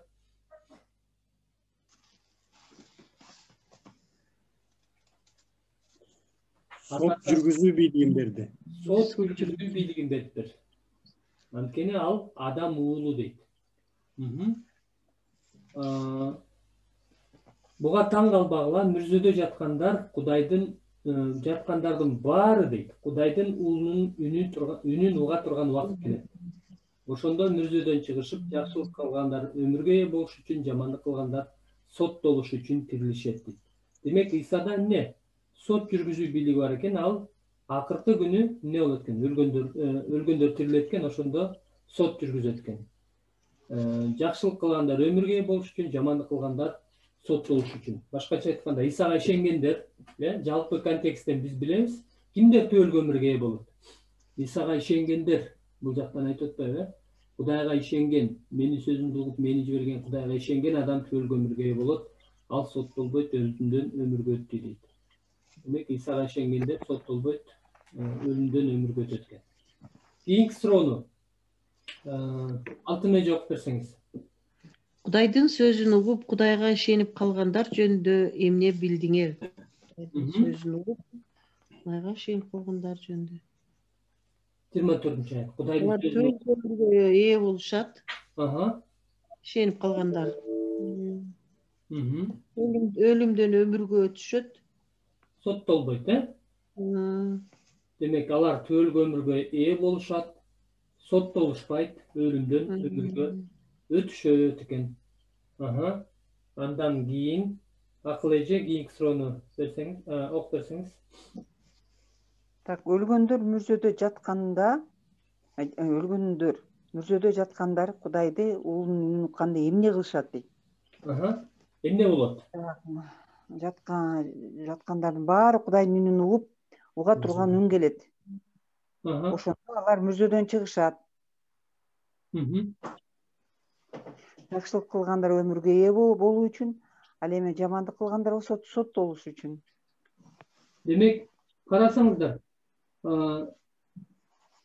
өлгөндөр кантип тирилет экен? Кудайдын үнүн угуп, Исанын үнүн укканда тирилет экен. Карасаңыздар, абдан таң калыптыр. Бардык өлгөндөр, Исага азыр көптөгөн адамдар мүзөдө да жатат, өлгөндөрдүн баары мүзөдө жатат. Кээ бирөөлөрдүн уже денеси, сөөгү уже топуракка айланып калган. Бирок бул жакта мүзөдө жаткандар, кайсы башка китепте топуракта жаткандар дейт. Алардын баардыгы тирилет. Исага ишенип жүрүп өлгөндөр дагы, ишенбей жүрүп өлгөндөр дагы баардыгы Исанын үнүн угуп анан тирилет экен. Бул таң калыптыр, Кийинки суроо, Иса тирилүү жөнүндө эмнени үйрөткөн? Ал кайсы эки категориядагы адамдар жөнүндө айткан? Акыркы 29-аят. Кайсы эки категориядагы адамдар жөнүндө айткан? Так, ишенгендер, анан ишенбегендер жөнүндө. Бирок жакшылык кылгандар. Кылгандар жана жамандык кылгандар. Демек, алардын баары эмне болот экен? Жакшылык кылгандарга өмүргө ээ болот, а жамандык кылгандар сотко келишет. Соттолуш үчүн тирилишет экен. Демек, жакшылык кылгандар дагы, жамандык кылгандар дагы баары тирилет экен. Бирок ошол кылган иштерине жараша соттолот экен.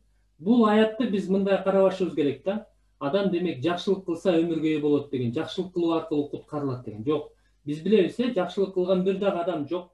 Мына күнөөгө байланыштуу. Бир дагы күнөөсү жок, бир дагы адам жок экен. Бирок адам кантип өмүргө ээ болот? Биз жалпы китептен бул жактан эле окубадыкпы? Менин сөзүмдү угуп, мени жиберген Кудайга ишенген адам түбөлүк өмүргө ээ болот. Биз ишеним аркылуу куткарылып түбөлүк өмүргө ээ болобуз.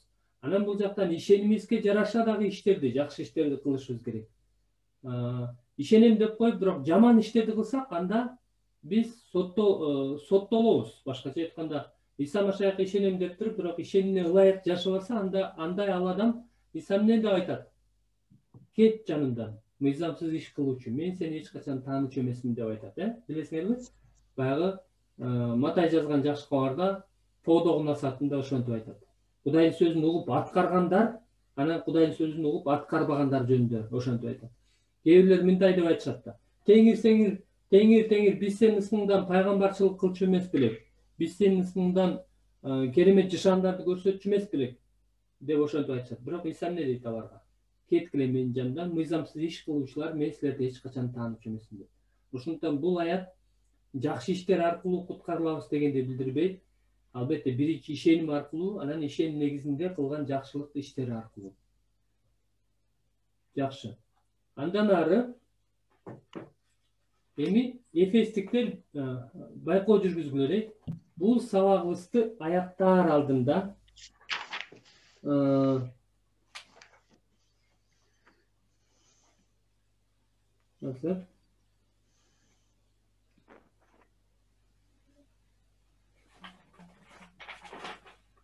жанагы неме жөнүндө жазылбай калыптыр бул жактан негедир.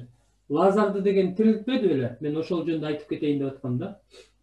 Лазар жөнүндө айтып келип, анан бул жакан 5-бөлүм жөнүндө карабадык да. Лазарды деген тирилткени жөнүндө жазылбаптыр бул жактан. Бирок Иса эмне деди эле? Лазар чык дегенде өлүп калганына 4 күн болсо дагы кепинделген бойдон Лазар эмне болгон? Чыккан. Кантип тирилди? Исанын үнүн укпадыбы? Исанын үнүн укпадыбы? Да. Исанын үнүн угуп, анан тирилди. Ошентип, өлгөндөрдүн тирилүүсү ушундай болот экен, туугандар. Бардык өлгөндөр ошентип тирилет. Тиги Исага ишенип туруп өлгөн Лазар окшогон дагы анан ак чүч. Исага ишенбей өлгөндөр дагы бардык Исанын үнүн угуп, анан тирилип келишет экен. Ушундай болот экен. Анан ошондо сот болот экен. Ушуну айта кетейин дегем. Эми Эфестиктер кийинки байкоо жүргүзгүлө бул сабагыбызды аяктаар алдында, бул акыркы тапшырма экен. Келгиле Исага ишенип жүрүп көз жумгандардын тирилишине ыйык рухтун ролу кандай экенин карайлы. Эфестиктер 1-бөлүм 13-14 жана Римдиктер 8-10-11 жана 23-тө окугула. Анан силердин жана биз деген атоо сөздөрдүн астын чийгиле. Мындай символ менен ыйык рух жөнүндө айтылган ар бир сөздү жана ага таандык атоочторду белгилегиле. Анан мындай символ менен дене деген сөздү, ошондой эле анын энчисине алынгандар деген сөз айкашын белгилегиле дейт. Демек, ушул 3 сөздү белгилейт экен. Чындык сөзүн, куткарылууңар жөнүндөгү жакшы кабарды угуп, Машаякка ишенгениңерде силер деген сөзүн астын чийебиз да. Ал аркылуу убадаланган кимди? Ыйык рух менен мөөрлөнгөнсүңөр. Анын даңкы макталыш үчүн анын энчисине алынгандар. Куткарылыш үчүн ыйык рух биз боло турган мурастын аманаты. Римдиктер, эгерде Машаяк силердин ичиңерде болсо, анда денеңер күнөө үчүн эмне? Өлүк. Бирок рухуңар адилдик үчүн тирүү. Эгерде Машаяк Исаны өлгөндөрдүн арасынан тирилткен Кудайдын руху, ыйык рух, силердин ичиңерде жашап жатса, анда Машаяк Исаны өлгөндөрдүн арасынан тирилткен Кудай силердин ичиңерде жашаган. Ким менен? Өз руху менен силердин өлүк денеңерди не кылат дейт? Тирилтет дейт. Жаратылгандын бардыгы эле эмес, биз да рухтун баштапкы жемишине болгонубуз менен ичибизден онтоп Кудайдын бала кылып алуусун жана күнөөкөр табиятыбыздан, бул денебизден, күнөөкөр табиятыбыздан куткарылууну күтүп жатабыз дейт. Эми суроолорду талкуулагыла. Биринчи суроону акыл эле жооп берсеңиз.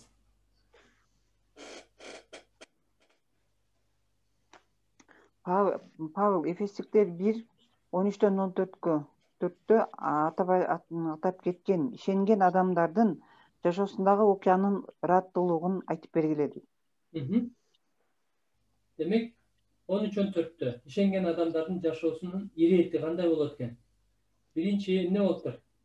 Чындык сөзүн угуп, анан эмне болуптур? Куткаруу. Ишенип, анан ал аркылуу, Иса аркылуу убадаланган ыйык рух менен мөөрлөнүшкөн. Демек, чындык сөзү жөнүндөгү мындай жакшы кабарды укканда Иса Машаякка ишенип, анан ал аркылуу эмне болуп, ыйык рух менен мөөрлөнгөнбүз. Демек, биринчи сөз айтылат экен, жакшы кабар, анан ишеним, андан кийин ыйык рух мөөр сыяктуу басылат экен, берилет экен.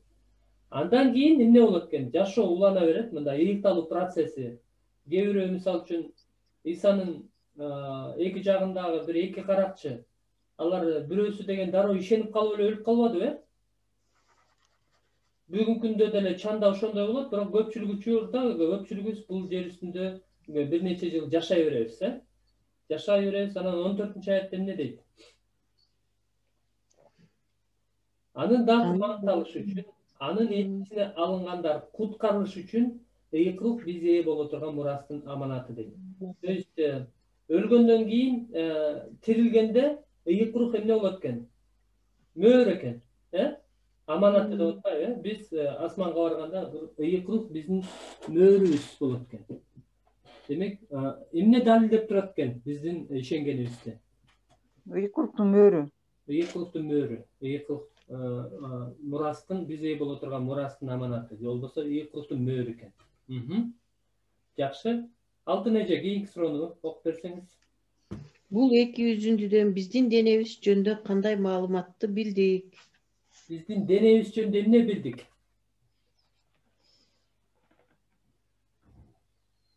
Биздин денебиз эмне экен? Же болбосо ким жашайт биздин денебизде? Ыйык рух жашайт биздин Ыйык рух денебизде. жашайт, ыйык рух биздин башка немеде, башка аяттарда ыйык рух денебиз биздин ыйык рухтун ибадатканасы деген, имараты деген. Анан римдиктерден эмне билдик ыйык рух жөнүндө, денебиз жөнүндө? Машаяк биздин ичибизде болсо, Машаяк биздин ичибизде. Машаяк биздин ичибизде, биздин денебизде ыйык рух аркылуу. А денебиз эмне дейт? Күнөө үчүн эмне дейт? Күнөө үчүн өлүк. Денеңер Тирүү. рухуңар адилет үчүн тирүү. Денебиз күнөө үчүн өлүк, а рухубуз адилдик үчүн тирүү. Дагы эмне билдик?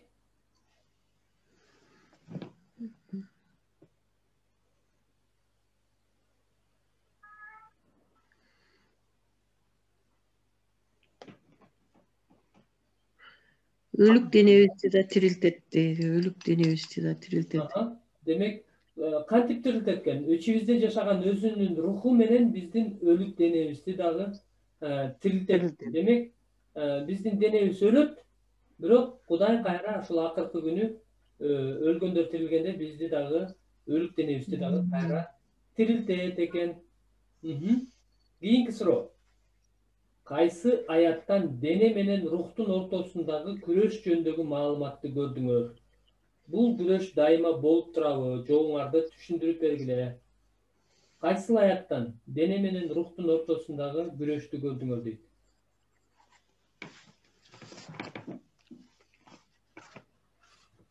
Римдиктер 11'deби? 10-чу.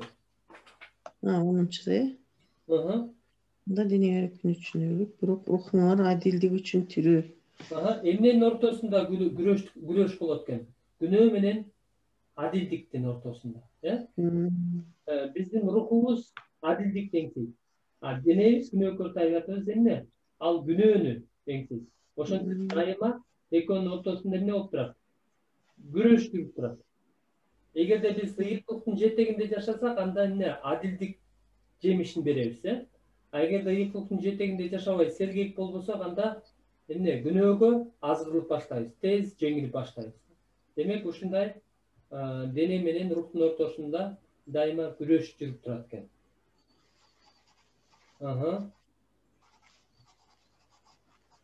Кийинки суроону Төркүн эже окуп берсеңиз, кийинки суроону. Микрофонуңузду иштетип коюңуз, Төркүн эже. Буга чейин бул курстан белгилегендерге ылайык кандай деп ойлойсуңар? Биз денелик жактан өлгөндөн кийин бизди башкалар таанышабы? Биз азыркыдай эле болуп көрүнөбүзбү? Биз башкаларды, жакындарыбызды тааныйбызбы? Эмне үчүн ушундай деп ойлойсуңар? Тирилгенден кийин, биз башкаларды тааныйбызбы? Башкалар бизди тааныйбы же тааныбайбы? Тааныйт. Тааныйт. Тааныйсың. Кайдан билесиңер таанийт экен? Аны кайерден окудук? Кайдан окудук?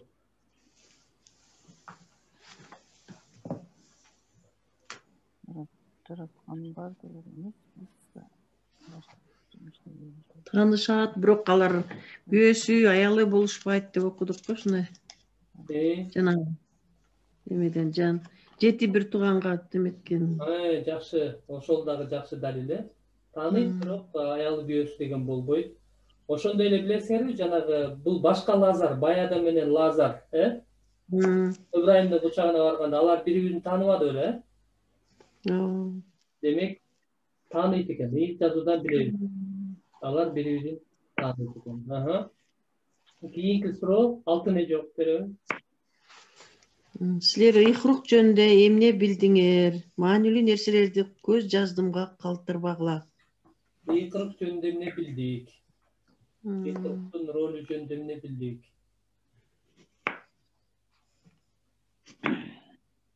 Биз Эфесиктер 13-тө.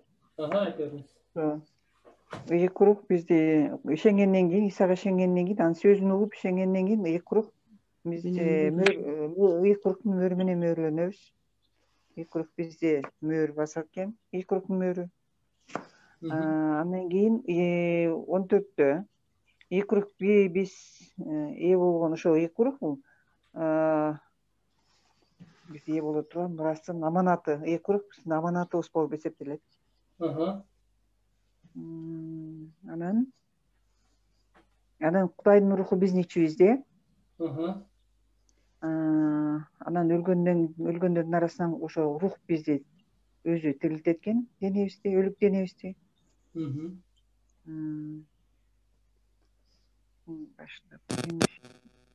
Рух денебиз менен да күрөшөт, ушундай да болотпу? Демек, жакшы нерселерди айттыңыз ыйык жазуунун негизинде, бул аяттардын окулган негизинде. Ошондой эле күнөөнү жеңип жашаганга ыйык рух күч берет бизге. Ыйык рухтун жетегинде жашасак, биз күнөөнү жеңип жашаганга күчкө ээ болот экенбиз. Демек, анан эң негизгиси бул Кудай өзүнүн ыйык руху менен бизди тирилтет экен. Акыркы күнү тирилтет экен. Өлгөндөр тирилүү болгон күнү Кудай өз руху менен тирилтет экен. Жакшы, эми төмөнкү суроонун үстүнөн ой жүгүртүү үчүн жетишерлик убакыт белгилөө дейт. Акыркы суроо. Эгерде бул укмуштуу окуя бүгүн болсо, силер кайсы категорияга туш болмоксуңар?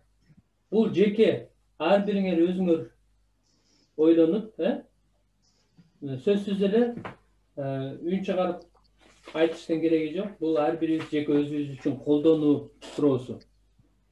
Эгерде бул ушул укмуштуу окуя бүгүн болсо дейт, силер кайсы категорияга туш болмоксуңар? Өлгө өмүргө ээ болгондордун категориясынабы же жанагындай соттолгондордун категориясынабы дейт. Анан муну кайдан билесиңер? Иса Машайыкка ишенгендер өлкө өмүргө ээ болот деп. Демек, ыйык жазуудан биз көрдүк, Иса Машайыкка ишенгендер, алар Иса айтып атат, менин сөзүмдү угуп, мени жиберген Кудайга ишенген адам өлкө өмүргө ээ болот, ал соттолбойт, ал өлүмдөн өмүргө өттү деп. Демек, бул жактан бардыгыбыз ошол Исанын сөзүн угуп, аны жиберген Кудайга ишенип, ошол аркылуу биз өлкө өмүргө ээ болдук, биз соттолбойбуз деди. Жакан бешеме. Өлүмдөн өмүргө өттүк. Жакшы, Кудайга даңк. Жыйынтык ушун менен бүттүк. Жуманын жыйынтыгын окуп, анан чогуу кыйналып, Жакын адамдын өлүмү көптөгөн азап кайгыларды алып келет. Ушунчалык жүрөк сыздаткандыктан адам буга Кудайдын тиешеси бар экендигин оюна да алгысы келбейт. Ошентсе да биз ыйык жазуудан Кудайдын мүнөзү, анын эгемендүүлүгү жөнүндө билгенибизде, жашоодогу бул окуялар башкача мүнөзгө ээ болот. Бул чындыктарды түшүнүү ушундай кыйын абалдарда бизге акыл жеткис сооронуч болуп бере алат. Бир да керек болсо өзүн өзү өлтүргөндөр да Кудайдын уруксатысыз өлө албайт. биздин Кудай эгемендүү Кудай. Ал бардыгынын үстүнөн, өлүмдүн жана өлө турган убакыттын үстүнөн да бийлик кылат. Ыйса Машаяктын тирилүүсү бизди жүрөк сыздоодон жана өлүм агониясынан арылтат.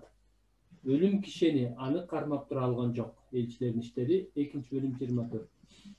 Ыйса биздин күнөөлөрүбүз үчүн өлгөн жана акталышыбыз үчүн тирилген. Римдиктер 4-бөлүм 25-аят. Анткени биздин куткаруучубуз Ыйса бар болгондуктан биздин үмүтүбүз бар. Менин сүйүктүүлөрүм, Кудай сүйүү, ошондой эле ал ыйык, ишенимдүү жана өзүнүн бардык жолдорунда жеткилең. Кудай өзүнүн мүнөзүнө каршы иш кыла албайт. Ошондуктан биздин жашообузда болуп жаткан бардык нерселер бизди сүйгөн Кудайдын эрки менен болуп жатат. Балким бизде бул темага жана Кудайдын иштерине байланыштуу суроолор жаралышы мүмкүн. Балким булар бизди шек саноого алып келиши мүмкүн. Бирок качан гана биз чындыкты кабыл алганыбызда жана Кудайдын өз сөзүндө айткандарына ишенгенибизде жаныбызга тынчтык табабыз. Ошентип, өткөн 3 жумада билген чындыктардын үстүнөн ой жүгүрткүлө. Адамдын жашоосу анын өлүмү менен гана бүтүп калбасына биз ишенебиз. Тирилүү болот. Ишенгендер түбөлүк өмүргө ээ болуш үчүн тирилишет. Ошондой эле ишенбегендер түбөлүк соттолуш үчүн тирилишет. Кийинки жумада түбөлүк өмүр үчүн тирилүү жөнүндө терең карайбыз жана бул силер үчүн өзгөчө качып кутулгус ажал жөнүндө жаңы таанышкандар үчүн чоң бата болот.